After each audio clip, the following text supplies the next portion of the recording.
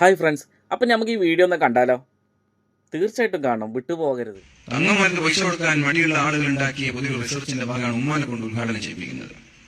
തങ്ങൾക്ക് വിളിച്ചാൽ 10,000 കൊടുക്കേണ്ടി വരും. ഉമ്മാകുമ്പോ ആ ഉമ്മാനോടുള്ള സ്നേഹ നാട്ടുകാർ ഗാനം ചെയ്യുന്ന പൈസ കൊടുക്കണ്ട.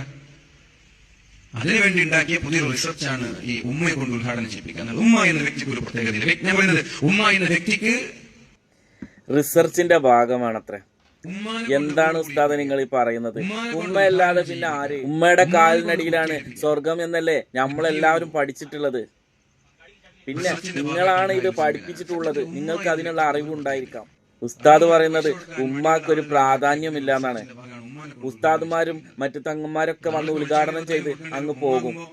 പിന്നെ ആ ബിസിനസ്സോ അല്ലെങ്കിൽ ആ സംരംഭമോ എന്തെങ്കിലും ഒന്ന് വിജയിച്ചോ അല്ലെങ്കിൽ അത് എന്തായി എന്ന് പോലും ചിലപ്പോൾ അന്വേഷിച്ചിട്ടുണ്ടാവില്ല. പക്ഷെ അങ്ങനെയല്ല ഉമ്മ ആ ബിസിനസ് എന്തായിന്ന് ഡെയിലി അന്വേഷിക്കും. അതിനെക്കുറിച്ച് അറിയും.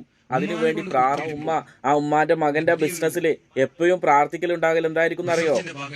ആ ബിസിനസ്സിൽ ഒരു വിജയം ഉണ്ടാകണേ അല്ലെങ്കിൽ ഒരു കാവലുണ്ടാകണേ എന്ന്. ഉദ്ഘാടനം ചെയ്യണം എന്നുള്ളത് നിർബന്ധമുള്ള കാരണമൊന്നുമല്ല. പിന്നെ അത് ഇന്ന ആളിനെ ചെയ്യണം, തങ്ങൾ ചെയ്യണം, ഉസ്താദ് ചെയ്യണം എന്നൊന്നും ഒരു നിയമം ഒരു ഖുർആനിലും പറഞ്ഞിട്ടില്ല. നമ്മളെ ഉമ്മാനെ നമ്മൾ സെലക്ട് ചെയ്യുമ്പോഴുണ്ടല്ലോ, ആ ഉമ്മാന്റെ മനസ്സിലുണ്ടാകുന്ന ആ സന്തോഷം മതി. ചിലപ്പോൾ അതുകൊണ്ട് നമ്മൾ രക്ഷപ്പെട്ടേക്കാം. അത് ശ്രദ്ധിക്കേണ്ട കാര്യങ്ങളാണ്. ആ ഉമ്മയാണ് ഉസ്താദ് പറയുന്നത് ഉമ്മാക്കൊരു പ്രാധാന്യമില്ലാന്ന്. ഇത് കോപ്പിലെ വർത്താനമാണ് ഉസ്താദ് പറയുന്നത്. ഉസ്താദെ, ഈ കാലത്തൊക്കെ സോഷ്യൽ മീഡിയ ഒക്കെ ഉള്ളത് ഒരു ഓർമ്മ ഉണ്ടായി. പക്ഷെ പറഞ്ഞ വാക്ക് പിന്നെ അത് തിരിച്ചെടുക്കാൻ പറ്റൂല. പ്രത്യേകിച്ച് നമ്മൾ ഈ സോഷ്യൽ മീഡിയയിൽ ഇടുന്നതാണ്. അപ്പൊ നമുക്കൊന്ന് ശ്രദ്ധിക്കണം ഉസ്താദെ.